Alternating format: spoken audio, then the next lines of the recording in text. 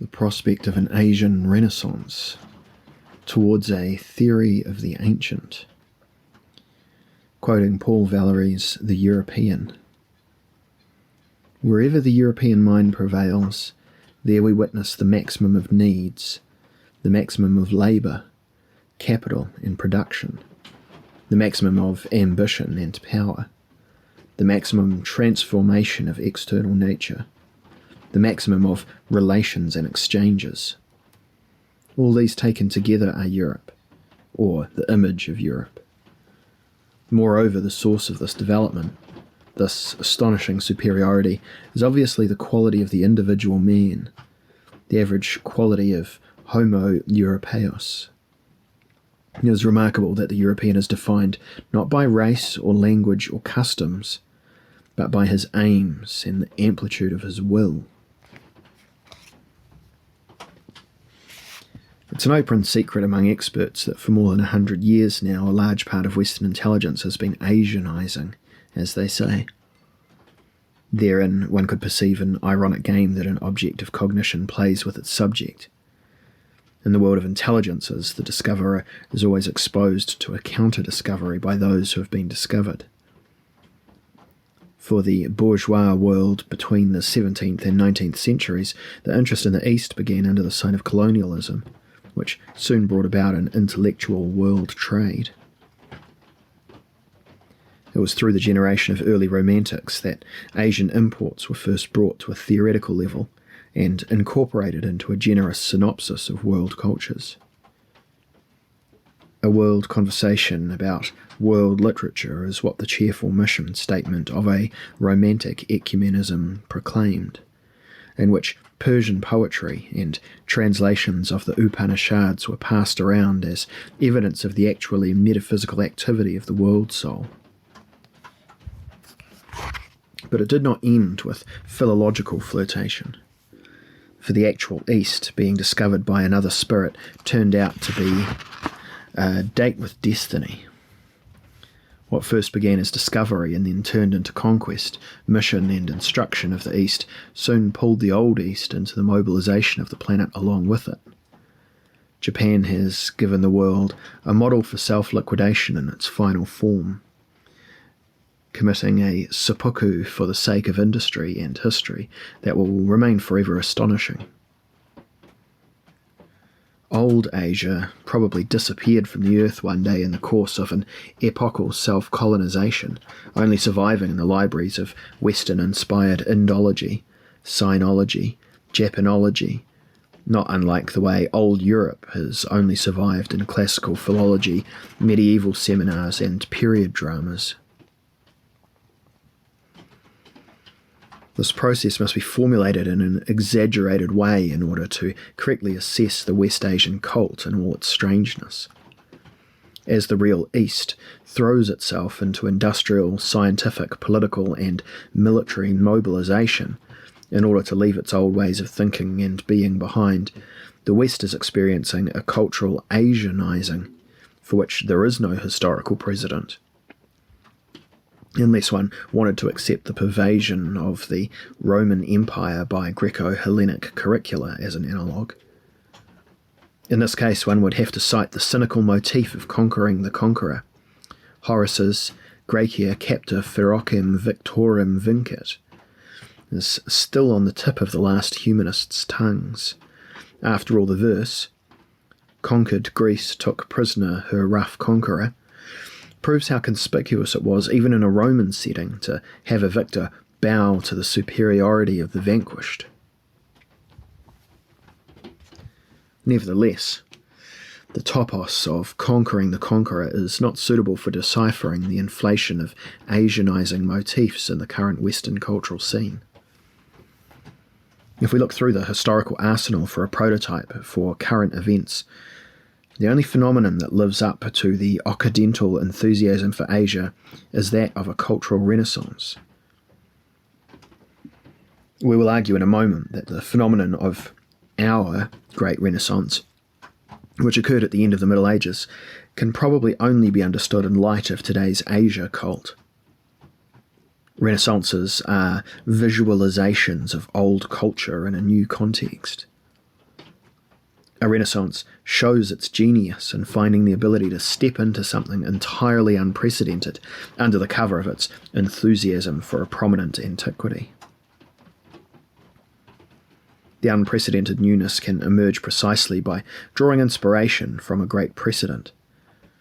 It seems as if enthusiastic repetitions are the great vehicle of innovation. In this way, Renaissances always owe their profligacy to a passionate misunderstanding of the old by a newness that does not yet speak its name. Only through an intense misrecognition do antiquities get brought back to a new life, one that is not their own, but rather the fluorescence of the still necessarily self-misrecognizing current life. What the Grecomania of the Italian Renaissance, and then again of the late 18th and 19th centuries, meant for the self-forming of modern bourgeois society is by now culturo-historically evident. But what it might have to do with the more recent Asia mania is still an unrevealed secret for most contemporaries. Many come to take this, certainly conspicuous phenomenon, to be a fashion trend or an episodic exoticism. Thus, it would seem, they make good use of their fundamental right to live in ignorance of the major events of their time. But this does not change the fact that things are being negotiated in the Asiamanic phenomena of the present time, which get to the heart of the world process, insofar as we are able to know something about it. When the West imagines itself to be in a sunken East, and channels Asian antiquity as a master model of culture for life in the present, it is searching for possibilities of a future for itself within a foreign past. Nothing other than this was precisely the case back in the great European Renaissance, which rarely suspected the profound differences that separated it from its ancient Greek models. Today's Asianizing Renaissance similarly delves deep into old Eastern worlds of wisdom to create pathways towards the new, the unprecedented, the inaccessible for late modernity, whose corruption seems threatening, if not entirely incurable. For many, Asia is the cipher that offers shelter to a concept of the inconceivable.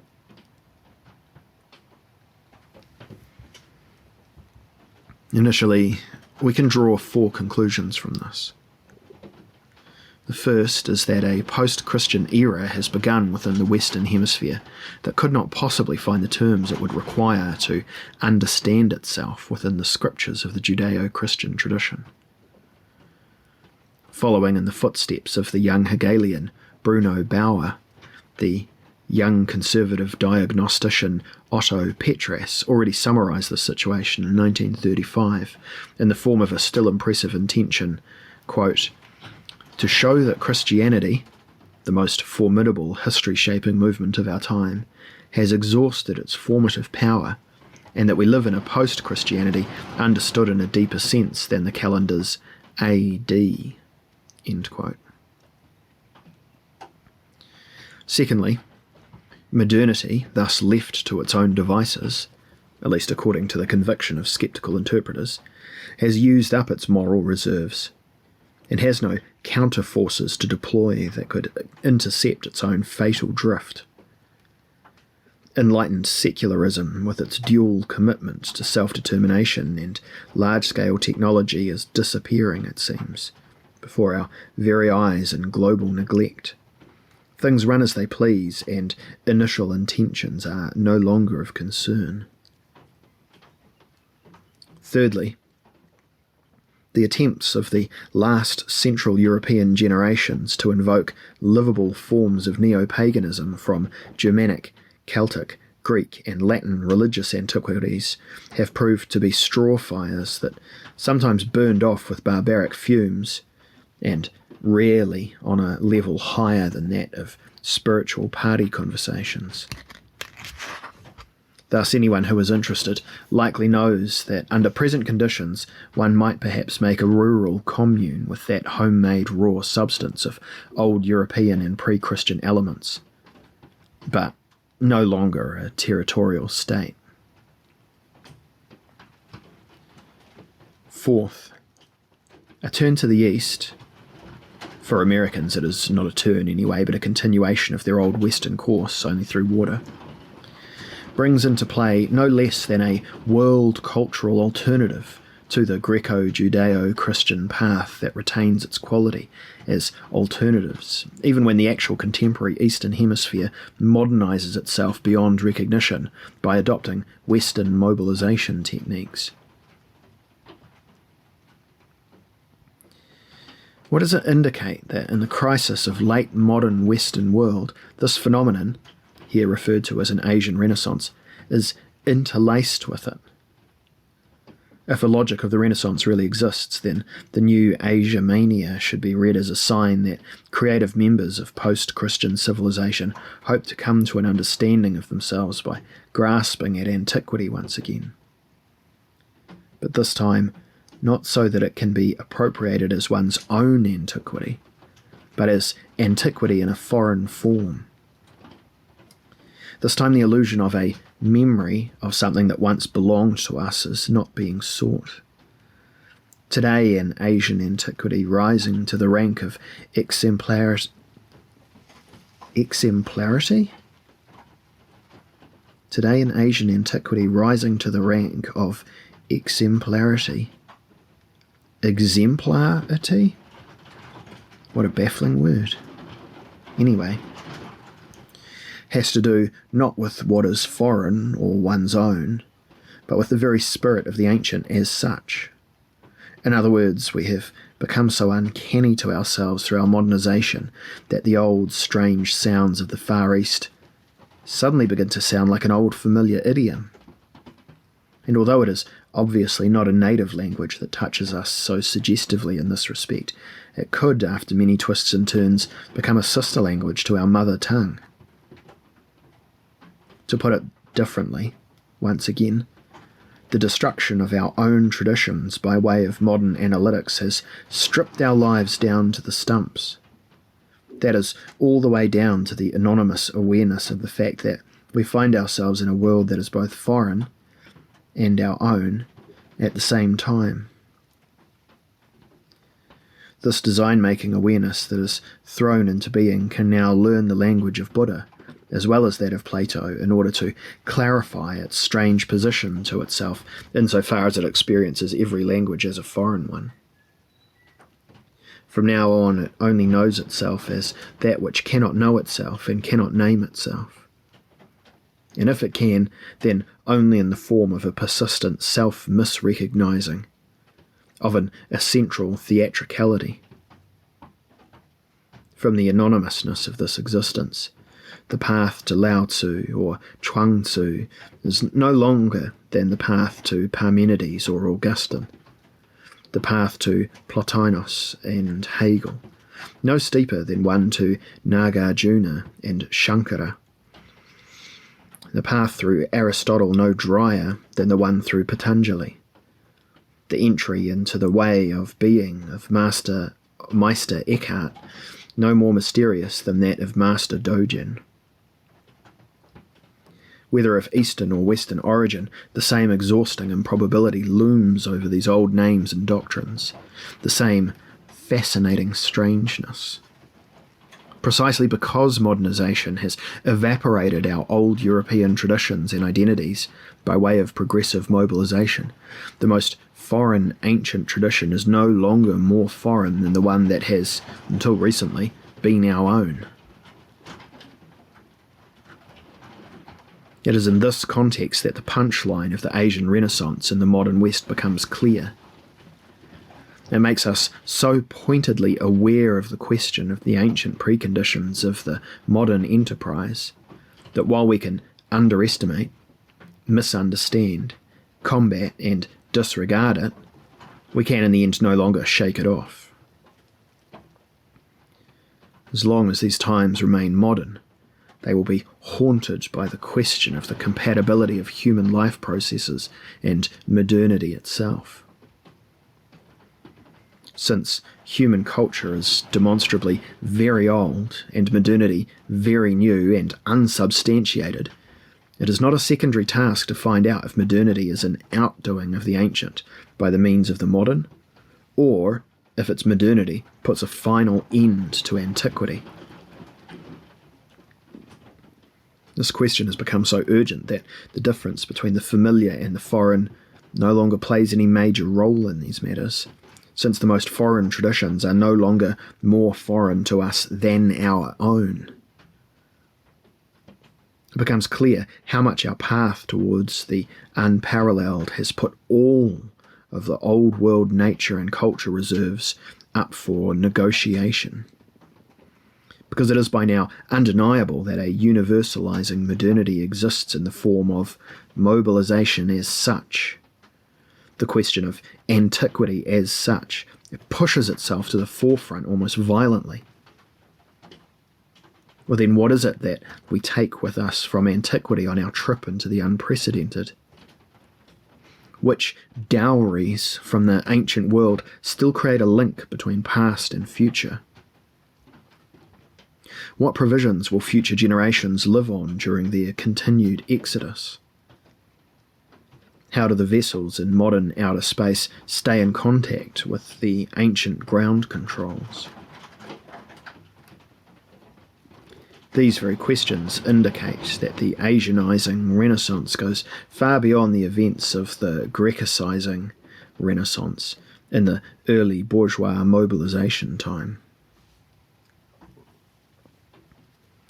It is both more than and different from a mere cultural quote that will unleash something unprecedented in allusion to an authentic antiquity. Because it already emerges after this unleashing, and already has an impression of what modernity can be. It poses the question more radically than the Renaissance of the 15th and 16th centuries, and seeks the ancient as something that is not just a pretext for the modern. Seeks the ancient as something that is not just as a pretext for the modern. Since the world belongs to the moderns anyway, the moment has come to inquire about the possibility of the ancient as ancient. Modern Asiamania is a renaissance to the extent that it sides with those antiquities, whether ancient culture or nature, that create conditions for new world adventures. Thus, the new Asiamanically encrypted Renaissance as such asserts the authority of the ancient in two ways. On the one hand, it stresses that modernity would not exist if it could not, as user and consumer of pre-modern resources, depend on that which it, in an ultimately self-destructive way, exploits without regenerating. On the other hand, it proves that the New World enterprise fundamentally overwhelms the ancient precepts, since modernity follows the drive to carry out an infinite project on a finite basis. It obeys this drive if it has constituted itself metaphysically as beings towards movement. This is actualized through us in the production of expanded productivity, in the will to a further reaching will, in the imagining of heightened imagination, in the creation of more comprehensive creativity. In short, in the movement towards movement ad infinitum. As being towards movement, modernity is defined as mobilization as such. In other words, as being towards self-annihilation. The Renaissance as such that we see at work in the Asianizing activity of the more sensible West equals nothing less than an ontological sign change. For if there is a common denominator for the currents of ancient Asian thought, it is that they grasp the meaning of being as a being towards stillness within movement. Even where, as in yoga, One works with the highest mobilizations of forces in the sense of a mystical physiology. The focus of consciousness is always on the advancement towards stillness within strength. The focus of consciousness is always on the advancement towards stillness within strength. The Asianizing tendencies in the West are perhaps only awkward, tentative attempts in this direction. They express the intuition that nothing less than an ontological sign change will suffice to take the fatal thrust out of the process of modernization. Nowadays, whoever looks for a language of demobilization will most likely find it in the ancient Eastern realm, where dramatic dramaturgies have been developed for the kinetics of the will to live, than in the Western mobilization civilization, where different dramaturgies have been developed for the kinetics of the will to live than in the Western mobilization civilization. And it is only by borrowing from such languages, which irritate us with their frustrating wisdom, that it is possible to point, however awkwardly, to what needs to be said in the midst of the worldwide movement towards movement. The unthinkable impertinence that is heard by modern ears in old Asian quietist keys is aimed at the kinetic demission of mobilizing systems and subjects. But can we seriously imagine our de-automobilization? Can we conceive of a way of being where the system subjects would no longer be driven forward by their self-advancement propellers? Does a prospect even exist for us where the powers of the subject generate something other than otherworldly exhilaration, enrichment, research, and empowerment? These questions do not comprise disclaimers for modernity after the fact owing to bad experiences with it. They are as old as modernity itself. Indeed, they are inseparable from the superb upswing of early Romanticism, in which an offensive modernism, sustained by the élan of self-outdoing, inquired beyond itself in its best philosophical moments. Novalis' phrase, quote, "One is greatly in error if one believes that antiquities exist. Antiquity is only now coming into being," end quote, already holds the key to the postmodern renaissances. What emerges out of the new antiquities are shadows that belong to the light of modernity. The more modern, the more postmodern, there is no way around this formula. Aside from an imperceptible boundary, nothing can survive the impulse of modern self-mobilization ad infinitum unchanged, unless it be through the boundless generosity of postmodern patronage for the benefit of renaissances as such.